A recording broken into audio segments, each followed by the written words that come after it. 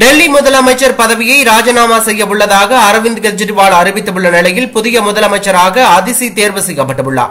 மதுபான கொள்கை ஊழல் வழக்கில் சிபிஐ மற்றும் அமலாக்கத்துறையால் கைது செய்யப்பட்டு டெல்லி திகார் சிறையில் அடைக்கப்பட்டிருந்த டெல்லி முதலமைச்சர் அரவிந்த் கெஜ்ரிவால் உச்சநீதிமன்ற உத்தரவின் பேரில் கடந்த வாரம் ஜாமீனில் வெளியே வந்தார். சுமார் 155 நாட்களுக்கு பிறகு சிறையிலிருந்து வெளியே வந்த அரவிந்த் கெஜ்ரிவால் டெல்லி நாட்டு மக்களிடம் அவர் உரையாற்றிய போது முதலமைச்சர் பதவியை ராஜினாமா செய்ய போவதாக அறிவித்தார். தான் குற்றமற்றவன் என்று நிரூபிக்க தயாராக இருப்பதாகவும் தேர்தலை சந்திக்கப் போவதாகவும் கூறியிருந்த கெஜ்ரிவால் டெல்லி சட்டமன்றத்தை கலைக்கப் போவதாக தெரிவித்திருந்தார். இந்நிலையில் தற்போது டெல்லியில் அரவிந்த் கெஜ்ரிவால் இல்லத்தில் சட்டமன்ற உறுப்பினர்கள் கூட்டம் நடைபெற்று வருகிறது. இதில் டெல்லியின் புதிய முதலமைச்சராக அதிசி தேர்வு செய்யப்பட்டிருப்பதாக தகவல் வெளியாகி பரபரப்பை ஏற்படுத்தியுள்ளது.